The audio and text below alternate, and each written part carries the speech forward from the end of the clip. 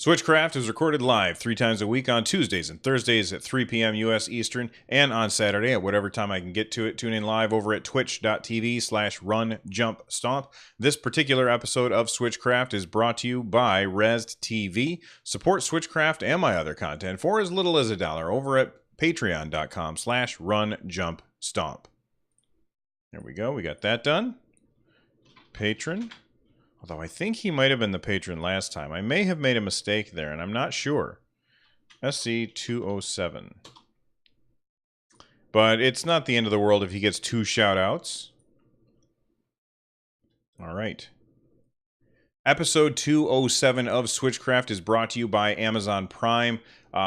This is you guys have heard me talk about Amazon Prime before. It's a fantastic subscription, and you can get 30 days of Amazon Prime free by going over to runjumpstomp.com/Amazon Prime. Now that you've got the URL out of the way, I want to make sure that you guys check it out, because right now Twitch, which incidentally is owned by Amazon, is giving away a free game every single day to Twitch Prime members. What does that mean? Well, it means if you use Twitch Prime and you have a PC, you can get free PC games every day for, I think, the next 2 weeks from Twitch Prime. And guess what?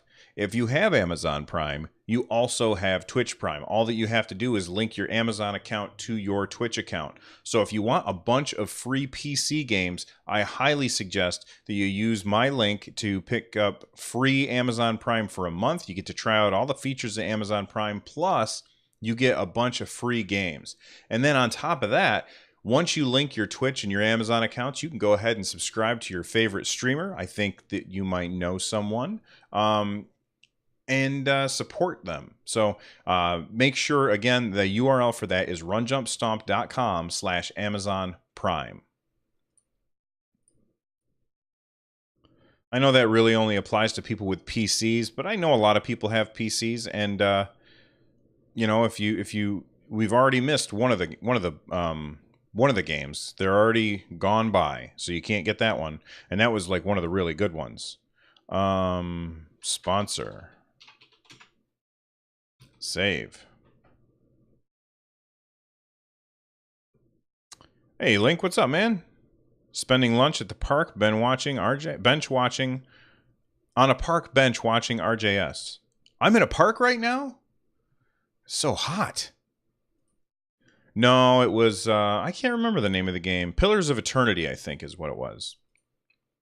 All right. Okay, now that we've got that out of the way, let's start by talking about GameSpot. GameSpot?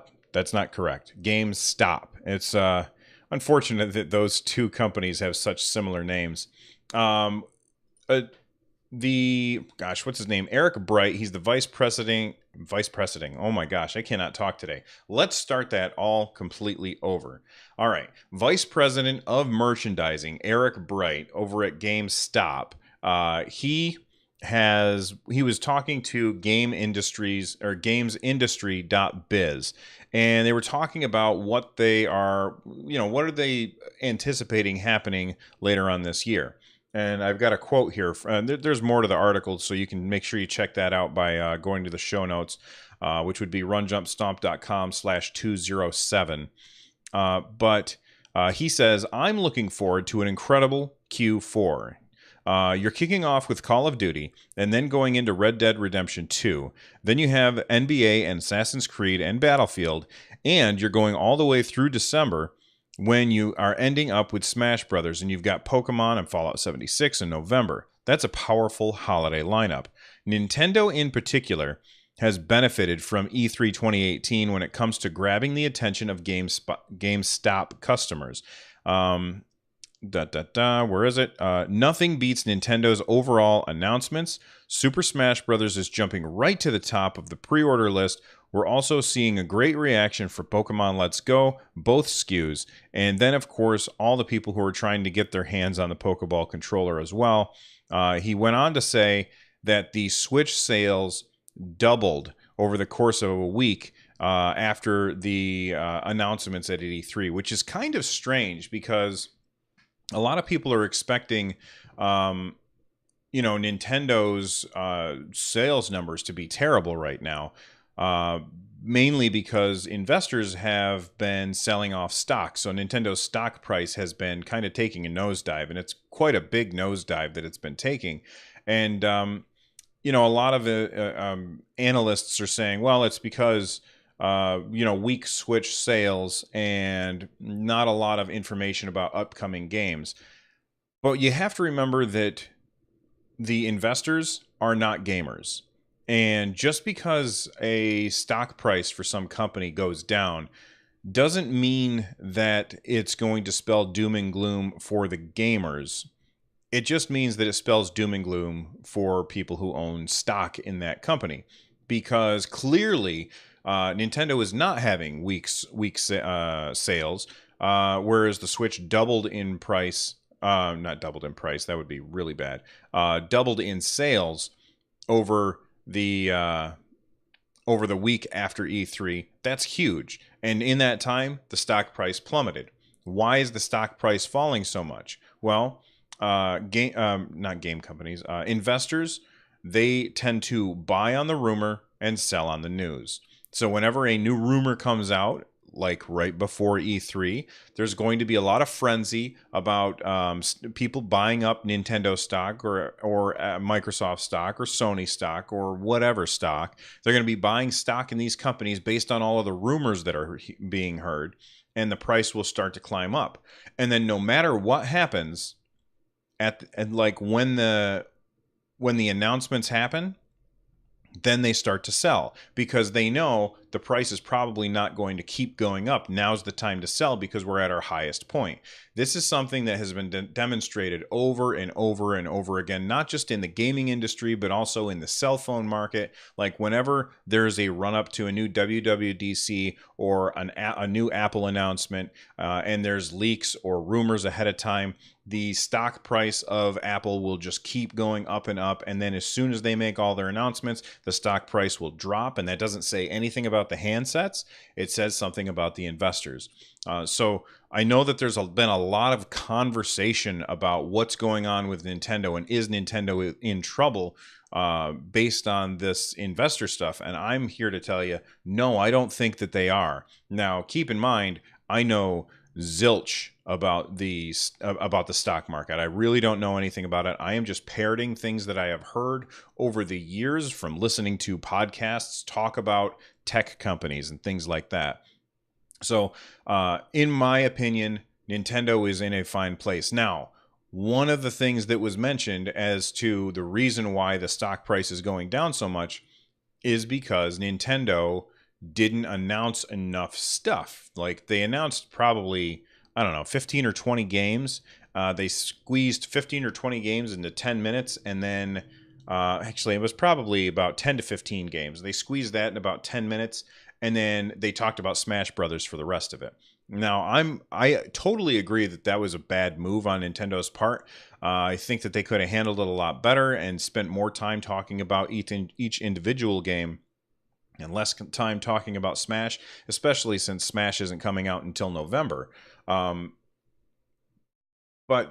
these investors, they might not realize that Nintendo doesn't unload everything at E3. This is a thing that happens every E3. People are like, they always get disappointed by what Nintendo says, and that's because they forget that Nintendo does a Nintendo Direct all the time. I mean, we just heard from Mr. Kimishima, who just retired from his position as president of Nintendo, replaced by Mr. Furukawa, Mr. Shintaro Furukawa.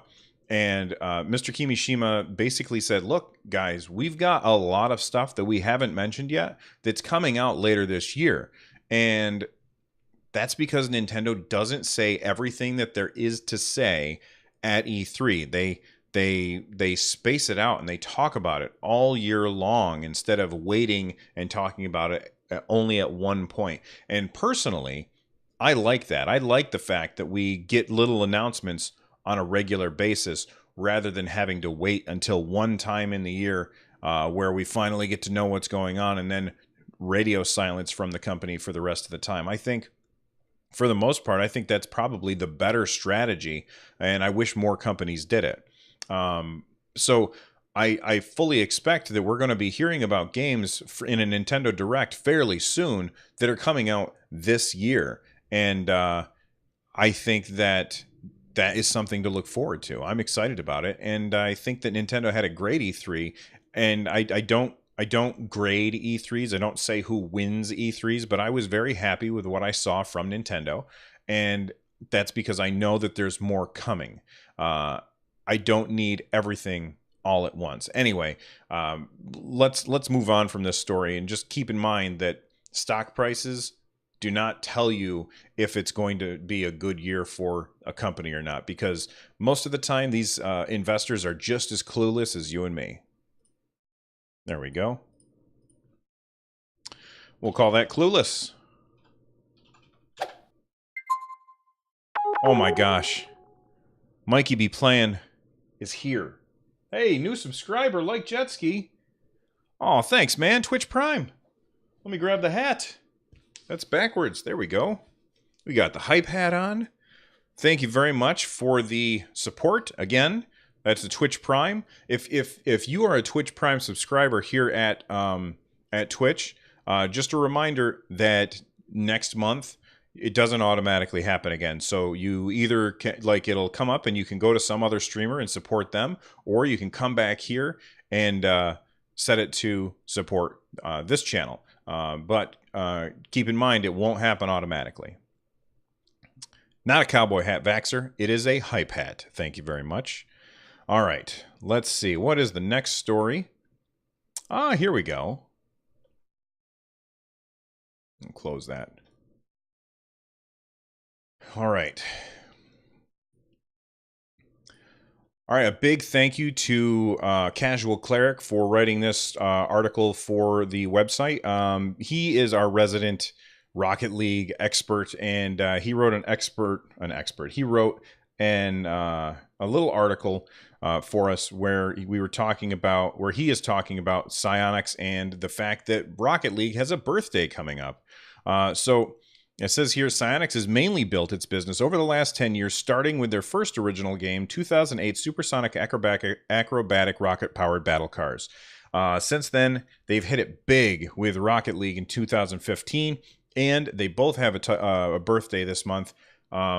There's going to be a special event to celebrate the birthday of these games. They're calling it the Birthday Bash, and it's going to start on July 9th, and it will go until the 23rd. Now, if you are playing this Rocket League, then what is the special event? There's two parts to the event.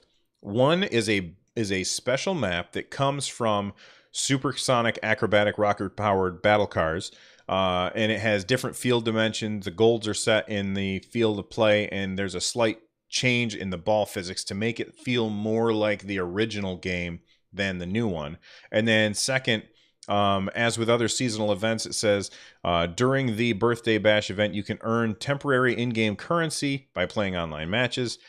This time it's going to be balloons, and you can unlock customizations for your car right there. I think that it's really cool. I'm excited to play it. Rocket League is one of those titles that I would say is an evergreen title. Like, I just constantly play it. Every once in a while, I load up that game, and every single time I do, I have fun. Now, for me, I don't really care about the cosmetics. I'm not going to subscribe to their new monetization model that's going to come out, where they're basically copying the Fortnite and Paladins and League of Legends Battle Pass system.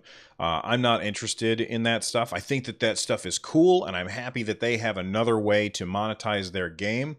But I'm just in there to play the game, and it definitely holds up. If you haven't picked it up already, you definitely should. And I think it might be on sale, although I could be wrong about that. If somebody in chat could let us know, that would be wonderful. And I'll come back and do a correction later on in the episode. But anyway, I'm very interested in playing more of this stuff, and I really want to see what the prequel, that event is going to be like, because that's going to change things up quite a bit. Supersonic is the name. Save.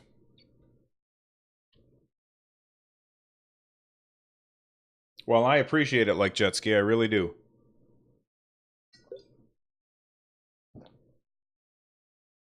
All right. We'll close that.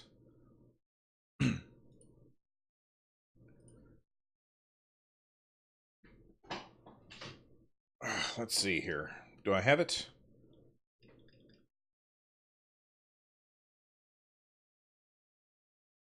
Let me go ahead and open it up. I'll use a prop today. That's not it. Where is it? There we go.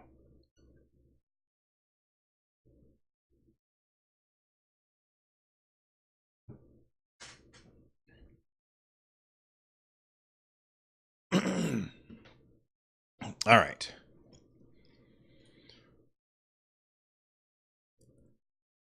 I'll wear the hat for one more segment. Link 31254 says, fun Rocket League fact. Do the Konami code on the title screen for the supersonic acrobatic rocket-powered battle cars theme and title. I did not know that. Hey there, Major MacGyver. How's it going? Hello, Mango Tree. I didn't even see you come in. Oh, man.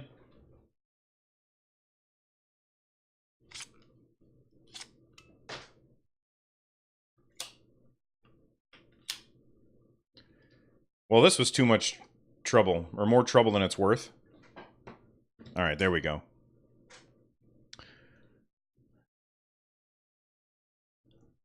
All right. So a game that came out pretty early in the Switch's life, probably, honestly, I can't remember exactly when it came out, but I feel like it was really early, was Namco Museum, and I've got it right here on my Switch. It's a fantastic game. Lots and lots of arcade games in there. And, when the game first came out, one of the things that I said that I felt made it worth the purchase was the inclusion of Pac-Man Versus. Now, if you've never played Pac-Man Versus, it's a really strange multiplayer version of Pac-Man where one person plays as, one person plays as Pac-Man and up to 3 other people play as the ghosts. And here, if you're watching the video, you can see the gameplay right there on the screen. But basically, Pac-Man can see the whole board, and the ghosts can each see a small segment around where they are. Now, you have to have multiple switches to take advantage of this. Luckily, we do in my family. We have 2 of them. And so my son and I would play this game. We would take turns. We hand the switch back and forth. One of them's up on the TV. That's where the ghost is, I believe. And then Pac-Man is playing in handheld on their Switch so that nobody else can see the board. And the ghosts try and corner Pac-Man, and it's really, really fun. I believe the game originally came out on the GameCube, and it used the DS Link in order to play. Or not the DS Link, but the GBA Link in order to play. I can't remember exactly off the top of my head, and I know that there's people that are like, stop recording and look it up, but I'm not going to do that. But anyway, why am I talking about this? Well, I'm talking about this because the Namco Museum is getting a physical version. So if you've been kind of holding out and waiting to pick this game up, I recommend that you do. Thanks for the heads up, Droid on Twitter. He sent that in to me. But basically, if you want to get this game, then you can pick it up at Amazon. Now, it is $40. All right, and $40 seems pretty steep. You know what I mean? So why would I spend $40 on this? Well, if you don't have another Switch to play with, I wouldn't. But in addition to Pac-Man, I'm on the wrong screen there.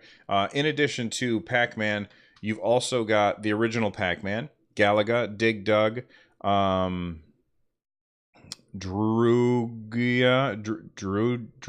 I don't know how to say that one. Sky Kid, Rolling Thunder, Galaga 88, Splatterhouse, Tank Force, Rolling Thunder 2. And there's just a lot of fun games on there. And they even have a cool vertical mode where you can play the game vertically, because I'm not sure if you know, but most arcade games back in the 80s and stuff, they had vertical screens instead of wide screens. But overall, I think it's worth it for me. And I think it would be better priced at $30 or even 25 or something like that. But the Pac-Man Versus, if you have other people to play with, is really, really fun. And I recommend it. I really do. Anyway, make sure that you click the link in the show notes to find your way over to pick up Namco Museum getting its physical version. Speaking of physical versions, we've also got some news about Dead Cells. Now, Dead Cells is a Metroidvania / roguelike style of game, which I have had my eye on for a really, really long time. And it's not usually something that you see where you've got a combination of those two styles of games, but Dead Cells does. And from what I hear, it's a fantastic game. I've reached out to the developer. I think we might be able to nail down an interview at some point in the future, and hopefully, cross your fingers, I can get a review copy of the game. But they made a big announcement. I believe it was yesterday. They said Merge is excited to announce release dates for the PS4, Nintendo Switch, and PC physical versions of Motion Twin's Metroidvania game Dead Cells. The digital release date will be announced soon. So we're just talking about the physical release date. The PS4 and Nintendo Switch standard retail versions include a 20-page art book and will be available in the European stores on August 17th and US stores on August 21st. PS4 version is priced at $29. Nintendo Switch is priced at $34.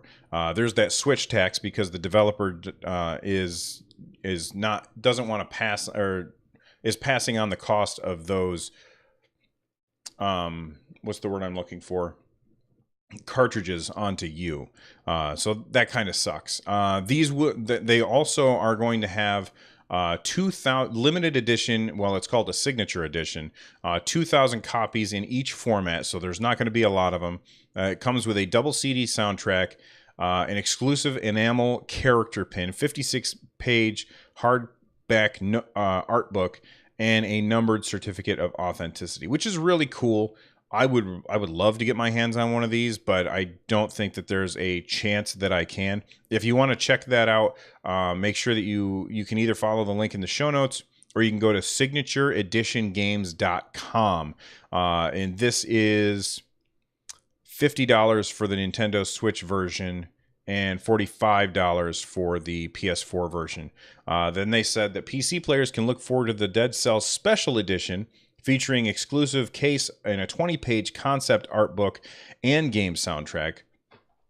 The PC Dead Cells Special Edition launches on August 17th, priced at €34.99, 29.99 pounds, and it did not say anything about that for dollars. So I don't know how many dollars it costs, but I think that it's, I love these collectible things. And as you can see, I'm slow. Like if you're just watching or listening to the audio in the video, I'm kind of showing off my collection behind me. As you can see, I'm building up a collection of video game paraphernalia, if you will. And this looks really cool. So again, follow the link in the show notes, or again, if you want to get the crazy edition, signatureeditiongames.com. We don't know when the digital versions are coming out, but when I spoke to somebody on email, they said, look in your email for a review code somewhere in middle of July. So my guess is that they probably would give me maybe 2 weeks or so, and they would announce my guess is early August is when we will get the digital version out on the eShop. So there you go. And a big thank you again to Like Jet Ski for the support. Hats off to you, my friend. All right, let's go.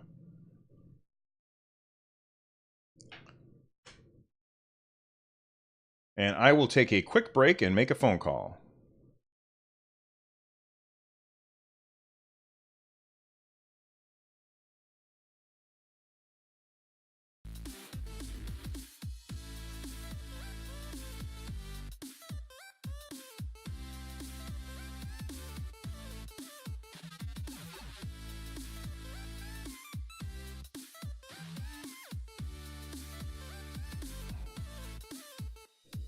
All right, I'm back. There we go.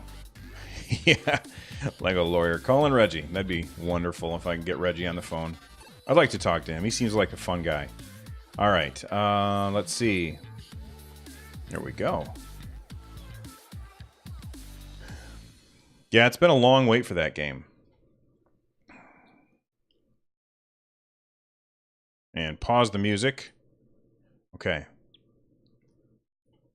Kodiak Moonwolf, who is an editor over at RunJumpStomp.com, he is big into Pokemon Go, and he was talking about the Pokemon Go Community Day, which is coming up on Sunday. So I wanted to make sure that people knew about this because, you know, a lot of people casually play Pokemon Go, kind of like myself, where if I happen to be out and I think of it, I'll pull out my phone and give it a shot. And, you know, if the game doesn't crash, then I'll try and catch whatever happens to be nearby and then forget about it until next time that it happens.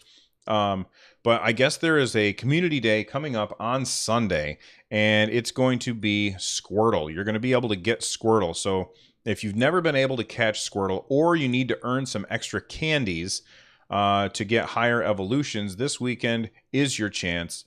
But there's more. There have been reports on various sites that not only will there be more Squirtles out in the wild, but on Community Day, you are going to be able to earn a Squirtle wearing sunglasses, just like the one that is posted on the on the website. And if you're watching the video, you can see it right there.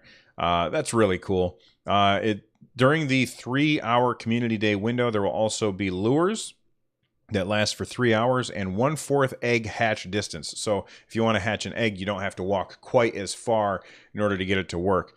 I guess this kind of thing happens every single month, but I never really follow it because I really am only a casual fan of Pokemon Go. But if you are big time into Pokemon Go, now you know you want to get Squirtle with sunglasses because that's rad.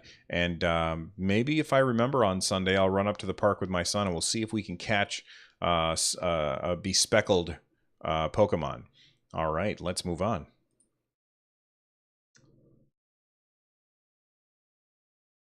Okay, and we'll name that Go. You know what? Let me add more to that. I think I said, okay, let's move on. Hold on a sec. Let me unmute. Solo. Pokemon. All right, let's move.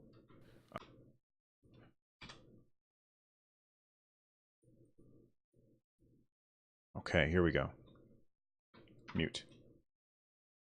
For those of you that don't really care about Pokemon Go, there is a reason why you might want to care about it now. Remember that Pokemon Go and Pokemon Let's Go Pikachu, Let's Go Eevee on the Nintendo Switch, you're going to be able to transfer characters back and forth, I guess.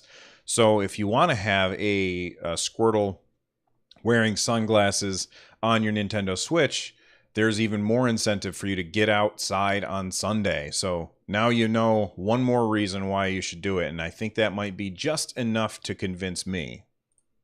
There we go. Whoa. Let's not do that. Come on now.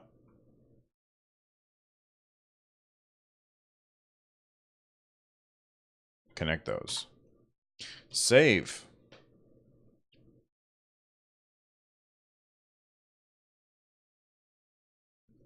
All right, what's next? Here we go.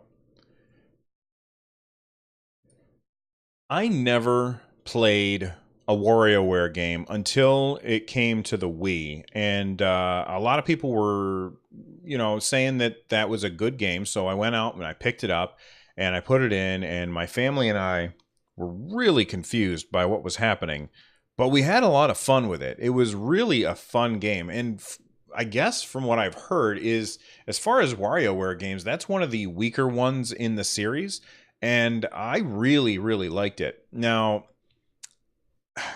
because, well, okay, the next story, I'm a little I'm happy about, but I'm also sad about. You know, there's a little give and take here. WarioWare Gold is coming to the Nintendo Switch. We already knew about that from a Nintendo Direct earlier this year. Or not the Nintendo Switch. Let me rephrase. Sorry, I said it wrong. It's coming to the 3DS. It was a Freudian slip that I wanted it to come to the Switch because that's what I want. Everybody wants it to come to the Switch, but it's only coming to the 3DS as far as we know. But now there is a demo. Apparently, the demo is out on the eShop in Europe, but it is not out on the eShop in North America. I went and grabbed my 3DS, and sure enough, I went to the eShop trying to find it, and I couldn't find it anywhere. No WarioWare on the US eShop, and the eShop for the Nintendo 3DS is region locked. The first console to not be region locked by Nintendo was the Nintendo Switch. So the 3DS, I can't go to the European eShop and get the version that I want, or the game that I want, which, you know, that's less than optimal. But maybe it'll come to the US eShop soon. There is hope. I'm definitely going to check out the demo. Have kind of not touched my 3DS in ages, and that's because the Switch is so good. But with the fact that this is an experience that you can't have on the Switch because there is no WarioWare, then I feel like I gotta check it out. And hopefully I don't get too into it because I don't want to end up playing my 3DS, because then I know what's going to happen, and then I'll end up picking up Samus Returns, because that's a Metroid game I'd never played. So anyway, if you want to watch the demo video, you can go again to the link in the show notes, and there is a YouTube video for a demo trailer that shows off some of the gameplay, and I recommend it. It looks fun. I want to play it, and I'm sad that it's not coming to Switch. Lego Lawyer says, I can mail you WarioWare Twisted. What system is that for, Lego Lawyer?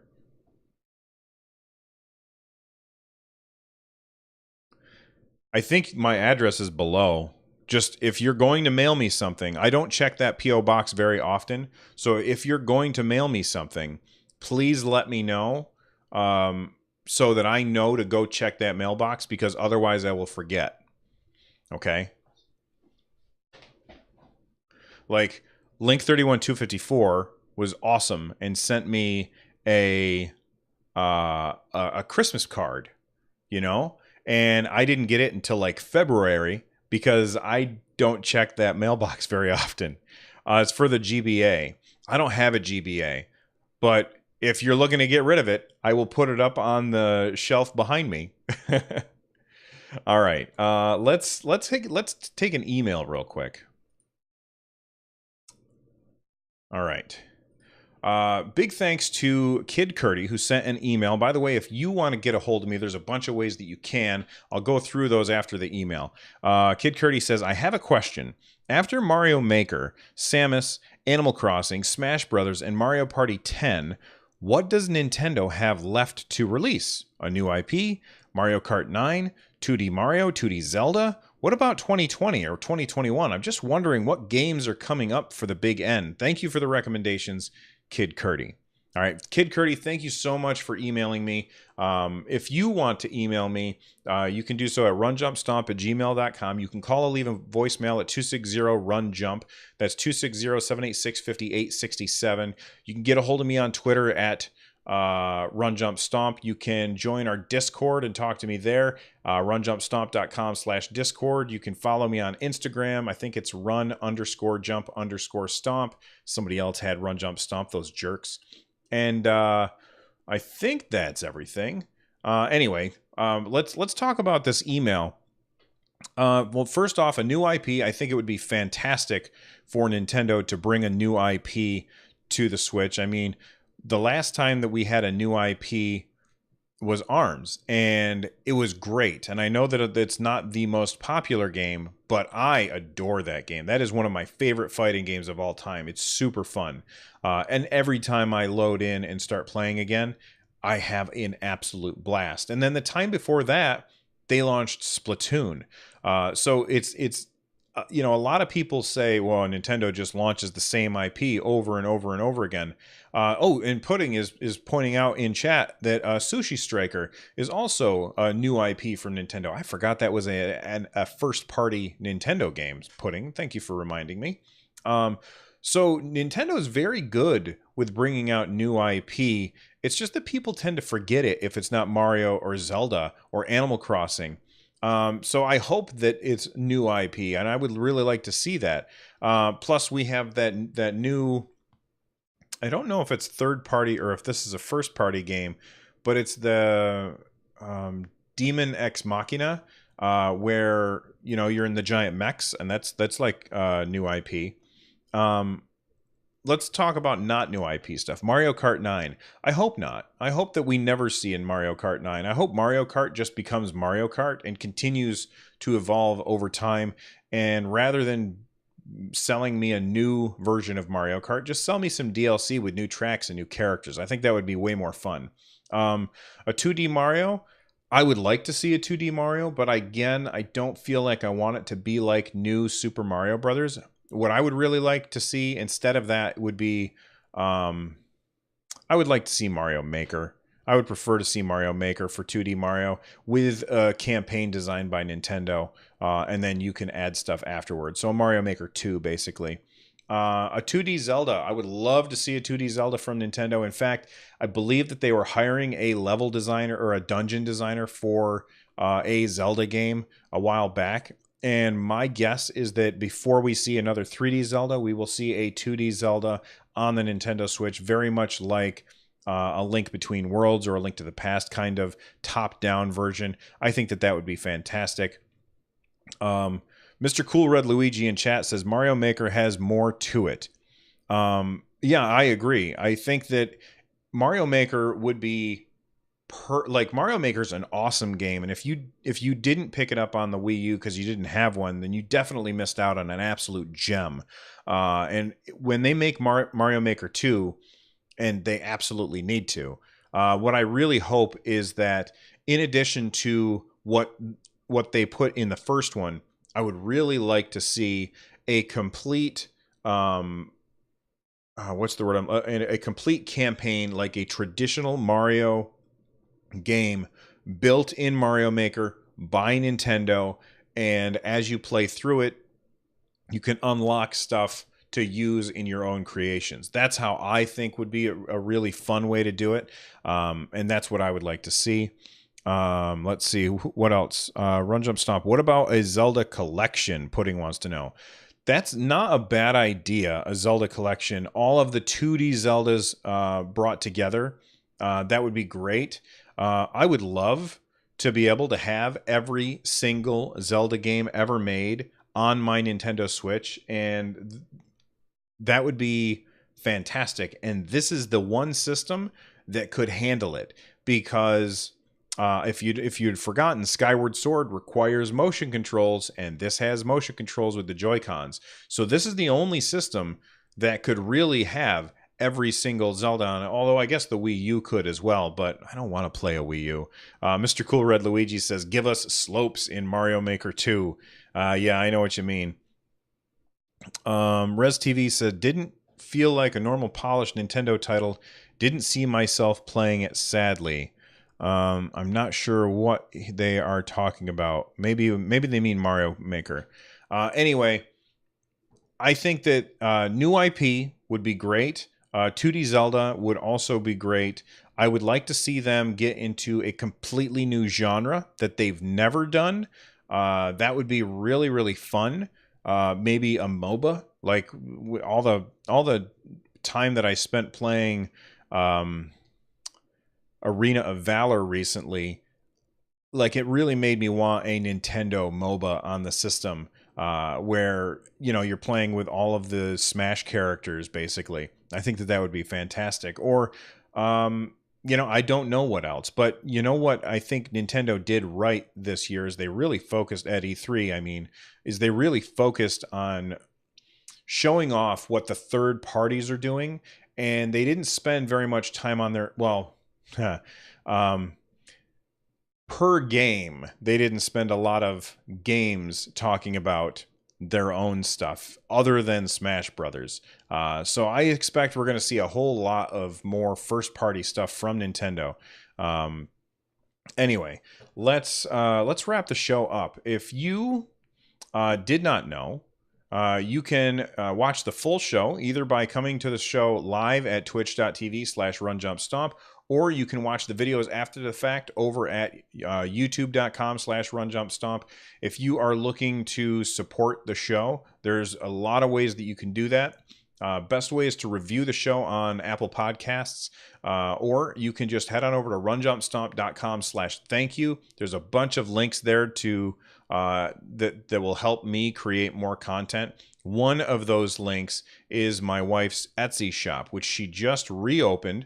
It was closed for a while because we had a lot of stuff going on around here. And if you are looking for some really cool geek-related fabric goodies, like a Nintendo Switch dock sock or zippered pouches, my wife makes fantastic stuff because she is really talented when it comes to sewing. And I recommend that you check that out. And you can find that by going to runjumpstomp.com/thank you, or if you want to go straight to the Etsy shop, etsy.com/shop/runjumpstomp. All right, I am out of here. Big thanks to Tom Winter and Noteblock for the use of their music in the audio show. I am out of here, and I will see you next time. Bye-bye.